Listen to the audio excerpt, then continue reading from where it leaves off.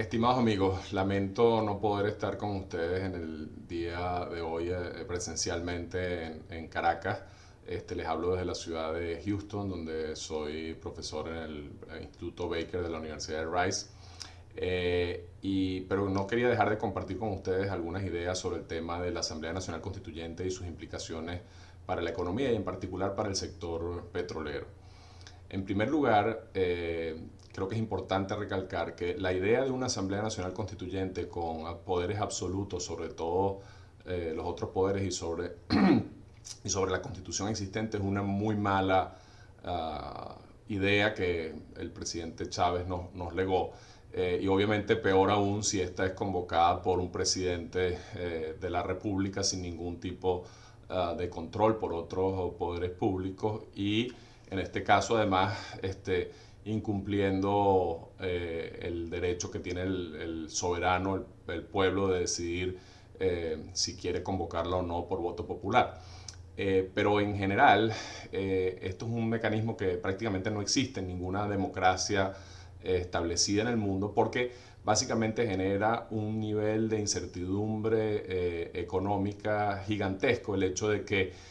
no solamente se pueda reescribir la constitución, y que el presidente pueda controlar la forma como se deciden el nombramiento de estos constituyentistas, sino que además tenga poderes absolutos sobre todas las instituciones existentes, ¿no? Eso es una, digamos, caja de Pandora que tiene muy graves consecuencias institucionales y económicas para el país. Y lo podemos ver claramente en el caso en particular del sector petrolero. Eh, Porque ya hemos visto cómo el doctor Germán Escarrá, asesor del presidente en materia de la Asamblea Nacional Constituyente, ha generado una incertidumbre tremenda en el sector petrolero al manifestar en un par de ocasiones, por lo menos públicamente, pero quizás más privadamente, que hay que cambiar el artículo de la Constitución del 99 que permite la participación del sector privado en asociaciones o empresas filiales de petróleos de Venezuela. Básicamente lo que da base a la existencia de las llamadas empresas mixtas en el sector petrolero y lo que da pie a que en el sector del gas las empresas privadas puedan tener una participación incluso mayoritaria. Las implicaciones de esto son gigantescas. Para darles una idea, la producción petrolera de Venezuela ha colapsado de manera muy significativa, en más de un tercio desde que comenzó el chavismo en el poder, pero la producción propia gestionada por PDVSA sin socio alguno ha colapsado a dos tercios, es decir, hoy en día es apenas un tercio o menos de lo que fue. Y eso solo ha sido, digamos, salvado de alguna forma porque hoy en día la mitad de la producción de Venezuela, es decir, más de 1 millón de barriles hoy de producción es gestionado por las llamadas empresas mixtas en que hay un socio internacional y en el que el capital del socio internacional y su capacidad de gestión son absolutamente esenciales. Entonces, básicamente esto sería destruir lo poco que queda de la industria petrolera. Y el doctor Escarrá lo ha manifestado en auditorios de PDVSA ante el gran aplauso y entusiasmo de los presentes gerentes petroleros de la PDVSA actual y en una ocasión estando el presidente de PDVSA, Eulogio del Pino, en otra el ministro, que además el ministro Nelson Martínez ha validado el tipo de afirmaciones de Germán Escarrá.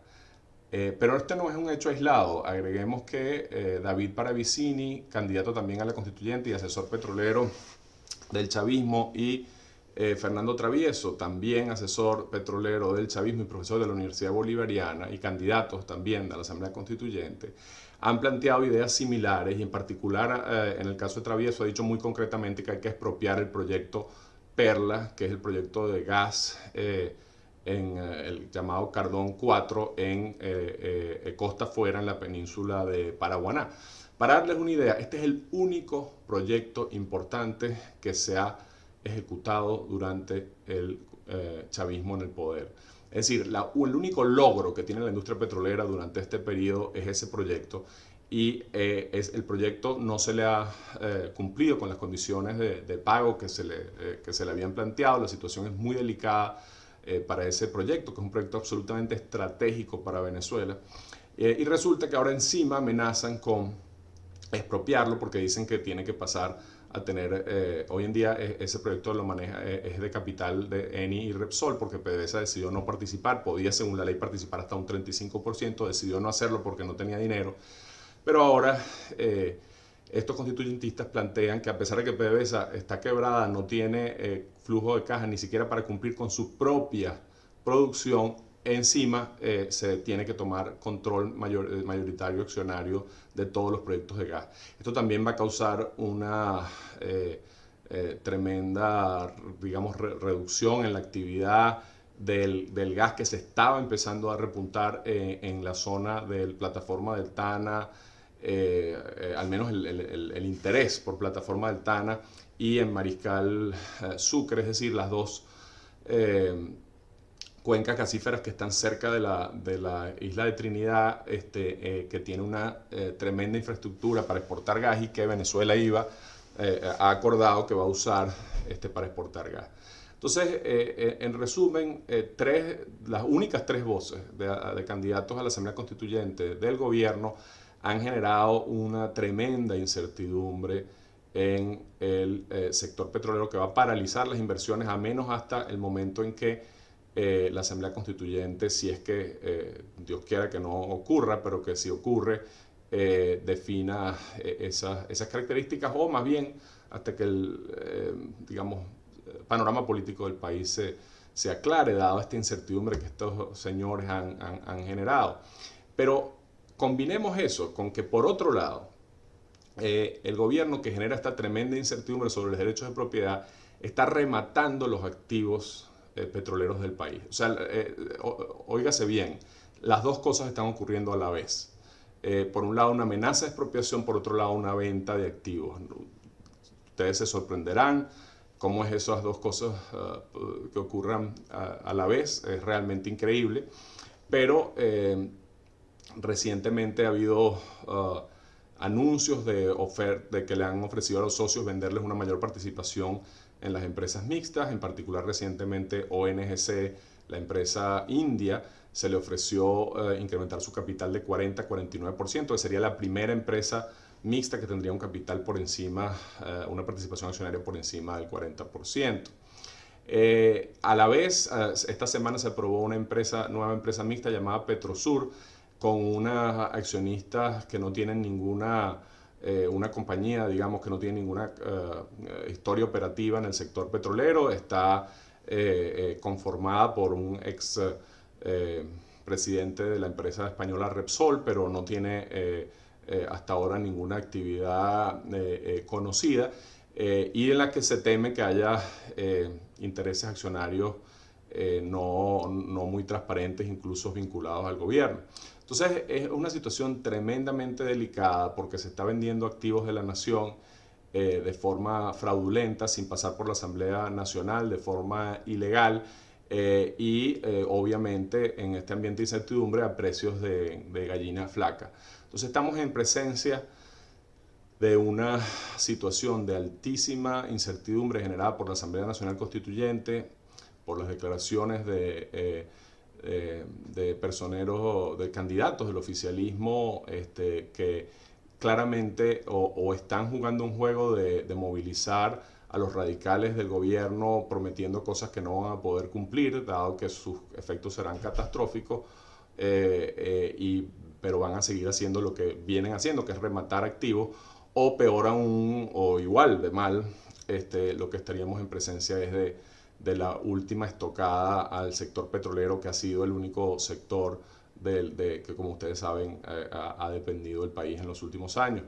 Los estamos jugando algo demasiado grave, y yo no quisiera decir que lo más importante es lo económico, es yo creo la democracia, la república y la libertad lo que nos estamos jugando, que es más importante que la industria petrolera, pero nos estamos jugando también el futuro de la industria petrolera y de la economía venezolana y por tanto la capacidad de los venezolanos de tener una vida digna, de tener una economía que les pueda permitir no solo satisfacer sus necesidades básicas, sino lograr sus objetivos de vida y alcanzar lo que los seres humanos y las familias queremos obtener para nuestros hijos y para nuestra familia. Entonces con ese mensaje lamentablemente muy preocupante los dejo. Por supuesto tenemos cómo hacer para que eso no ocurra y este domingo espero que todos participen en la consulta popular que va a ocurrir, que tiene como objetivo evitar que esta terrible idea de la Asamblea Nacional Constituyente no convocada por el pueblo se materialice. Muchas gracias y mucha suerte a todos los venezolanos.